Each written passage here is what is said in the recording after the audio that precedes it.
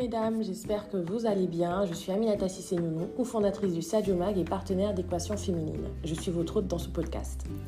Je suis également business coach et accompagnatrice de femmes entrepreneurs. Alors si tu veux entreprendre, que tu as peur de te lancer, que tu ne sais pas par où tu dois commencer ou même si tu es déjà entrepreneur mais que ton business ne décolle pas, alors tu es au bon endroit. Ensemble, nous allons parler stratégie, mindset, financement, outils et surtout entrepreneuriat.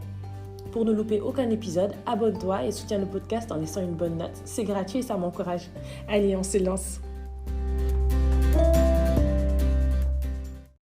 Hello, j'espère que vous allez bien. Écoutez, moi ça va, je suis contente de vous retrouver et encore une fois, on continue avec la série des films et des qualités entrepreneuriales observées chez les actrices ou les acteurs, ça dépend. Alors aujourd'hui, j'aimerais qu'on parle du film Molly's Game. C'est un film qui est basé sur l'histoire vraie de Molly Bloom, une entrepreneure qui a organisé des parties de poker exclusives et lucratives pour des célébrités et des joueurs fortunés. Donc là, je vais vraiment éviter de spoiler comme la dernière fois le film et aller dans le vif du sujet sur les qualités entrepreneuriales et ses compétences de Molly Bloom.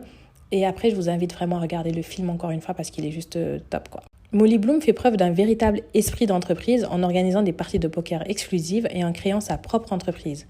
Elle prend des risques bien sûr pour attirer des joueurs influents et pour se démarquer dans un marché très compétitif, mais son audace et sa volonté de prendre des risques calculés sont essentiels pour réussir en tant qu'entrepreneur. Donc ça, il faut vraiment le garder comme qualité. C'est l'esprit d'entreprise et la prise de risque. Bien sûr, la prise de risque mesurée. Par exemple, elle va développer une stratégie pour attirer des joueurs de poker célèbres et influents et créer une niche lucrative pour son entreprise. Elle va aussi maîtriser l'art du réseautage et de la gestion des relations. Elle va établir des liens solides avec des célébrités, des hommes d'affaires, des joueurs professionnels et ça va lui permettre d'attirer des clients fidèles et de développer sa réputation dans le milieu du poker. Molly fait aussi très attention à la gestion de ses finances et à la planification et elle va vraiment démontrer des compétences dans ces domaines-là en gérant des sommes d'argent importantes générées par les parties de poker. Elle comprend l'importance de la planification financière, de la budgétisation, de la gestion des risques pour assurer vraiment la pérennité de son entreprise. Donc, c'est pas quelqu'un qui va juste prendre l'argent, gaspiller n'importe comment. Elle sait exactement comment placer, comment faire avec l'argent pour pouvoir vraiment pérenniser son entreprise. Elle va mettre en place des systèmes de comptabilité précis. Elle va élaborer des plans financiers solides pour justement maintenir la rentabilité de son entreprise.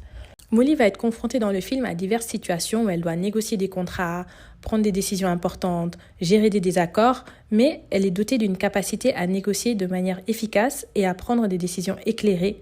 Et ça, c'est crucial pour la croissance et le succès de son entreprise. Molly va aussi faire preuve de beaucoup de résilience et de gestion de crise parce qu'elle va faire face à des défis juridiques, à des crises financières tout au long du film, mais elle va les surmonter en trouvant des solutions pour protéger son entreprise et sa réputation. Elle va consulter les avocats, elle va prendre les mesures qu'il faut pour protéger ses intérêts. Ça, c'est assez court, mais c'est parce que j'ai vraiment pas envie de vous spoiler le film pour cette fois, parce que j'ai eu plein de trucs où on me dit « Ah, mais tu nous dis la fin, tu nous dis la fin ». Là, j'ai essayé d'aller dans le vif du sujet. Je vous invite à aller voir le film et essayer de vraiment, encore une fois, le voir avec cette vision un peu de femme entrepreneur.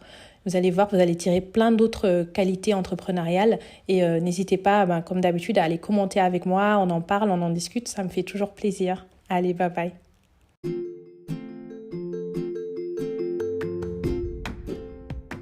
Et voilà, ça y est, c'est la fin de ce podcast. J'espère que tu as apprécié. N'oublie pas, comme je disais tout à l'heure, de t'abonner, d'activer la petite cloche et de me donner une bonne note. Ça encourage toujours. Et puis, écoute, la bienveillance, on la commence entre nous, quoi. Donc, appuyons-nous, soutenons-nous. Et n'hésitez pas à me mettre en barre d'infos ou en tout cas en commentaire ou sur ma page Instagram @aminata_cissé_nounou les sujets que vous voudriez voir abordés dans le podcast. Allez, à bientôt, bye bye.